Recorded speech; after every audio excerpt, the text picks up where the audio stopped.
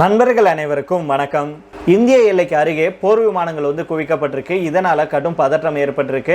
அதுவும் லடாக்ல இப்போ மீண்டும் பதற்றம் ஏற்பட்டிருக்கு அப்படின்னு சொல்லியிருக்காங்க. இதை பற்றிய தகவலை நம்ம இங்கே இடையில தெரிஞ்சுக்கலாம். அதை தொடர்ந்தே பார்த்தீங்கன்னா இந்திய கப்பல் மேல தாக்குதல் நடத்தினதுல இந்திய மாலுமி ஒருவர் உயிரிழந்திருக்கிறாரு. இதுக்கு கடும் கண்டனத்தை இந்தியா தெரிவிச்சிருக்காங்க. இது யார் என்ன அப்படிங்கிறத நம்ம இங்கே இடையில தெரிஞ்சுக்கலாம்.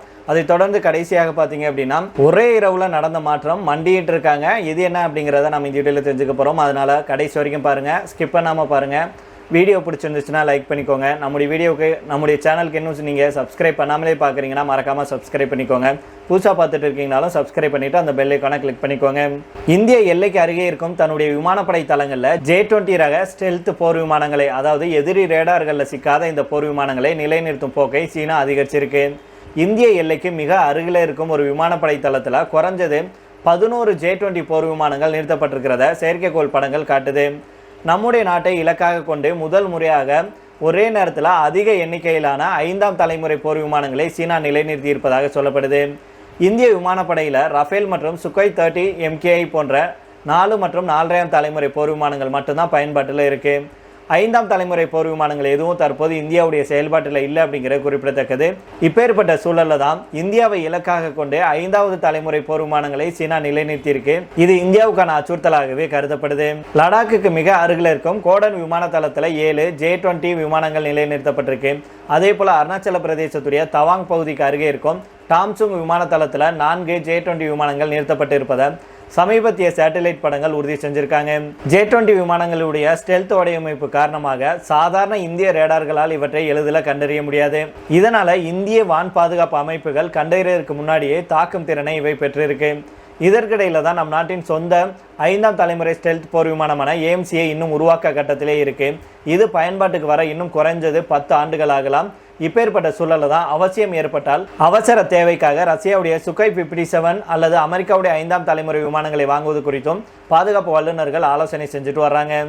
இந்த ஹோட்டான் விமானத்தளம் பார்த்தீங்கன்னா இந்தியாவுடைய தௌலத் பெக் ஓல்டி தளத்திலிருந்து சுமார் 245 கிலோமீட்டர் தொலைவிலையும் லே பகுதியிலிருந்து 389 கிலோமீட்டர் தொலைவிலையும் அமைஞ்சிருக்கு. அதே போல் அருணாச்சல பிரதேசத்துடைய தவாங் பகுதிக்கு வடமேற்கே சுமார் 340 கிலோமீட்டர் தொலைவில் அமைஞ்சிருக்கிறதா தம்சுங் விமானத்தளம்.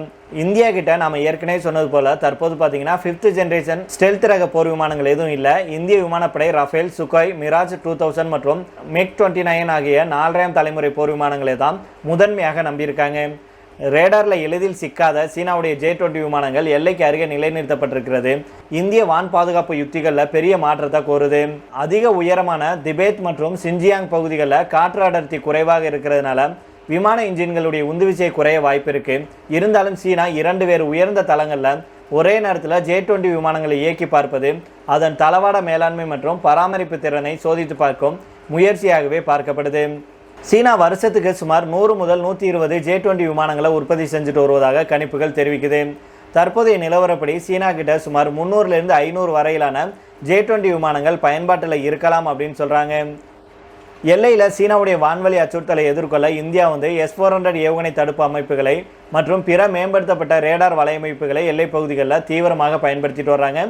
இந்தியா தன்னுடைய சொந்த 5th ஜெனரேஷன் ஸ்டெல்த் விமான திட்டமான AMC, அதாவது அட்வான்ஸ் மீடியம் காம்பாக்ட் ஏர்கிராஃப்ட் தயாரிப்பை விரைவுபடுத்த நடவடிக்கை எடுத்துகிட்டு வர்றாங்க.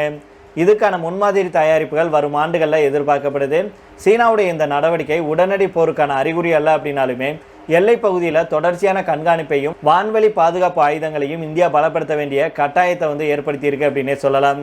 அதனால பொறுத்து பார்ப்போம். இதை தொடர்ந்து அடுத்த செய்தியாக பார்த்தோம் அப்படின்னா கருங்கடல்ல சரக்கு கப்பலில் யுக்ரைன் நடத்திய ட்ரோன் தாக்குதலில் இந்திய மாலுமி ஒருவர் உயிரிழந்த சம்பவத்துக்கு டெல்லியில் இருக்கும் அந்த நாட்டு தூதருக்கு சம்மன் அனுப்பி வரவழைத்து இந்தியா கடும் கண்டனத்தை தெரிவிச்சிருக்காங்க.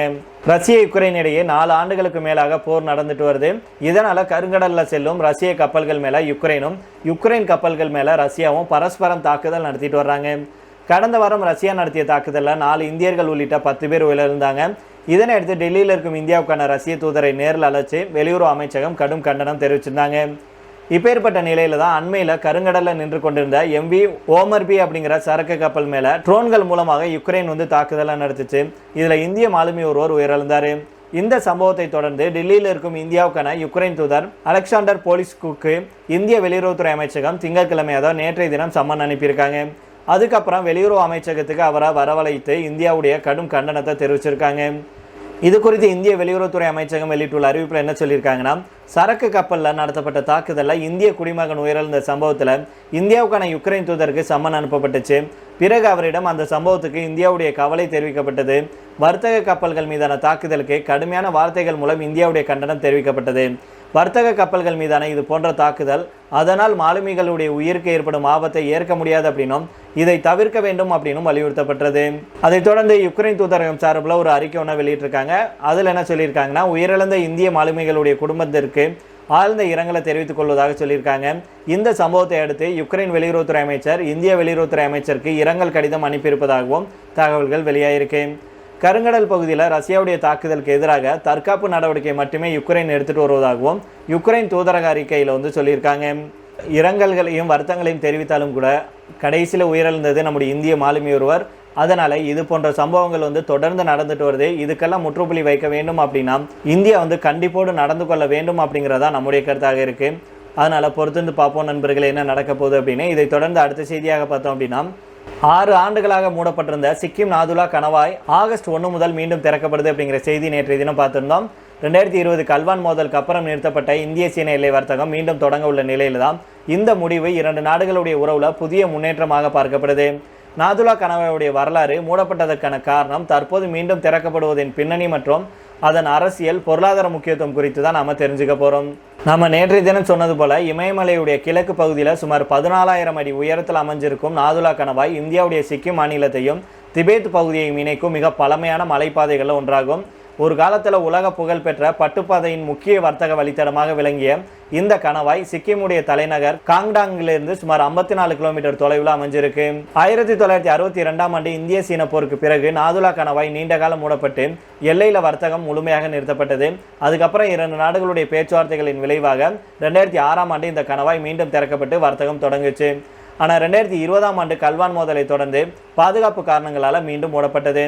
தற்போது 6 வருஷத்துக்கு அப்புறம் நாதுலா கணவாய் மீண்டும் திறக்கப்படுறது எல்லை வர்த்தகத்தை மீட்டெடுப்புகிறது மட்டுமில்லாமல் இந்திய சீன உறவுல பதற்றம் குறைஞ்சு புதிய நம்பிக்கைக்கு வழிவகுக்கும் அப்படிங்கிற ஒரு முக்கியமான முன்னேற்றமாக இது பார்க்கப்படுது அப்படின்னு சொல்லியிருக்காங்க.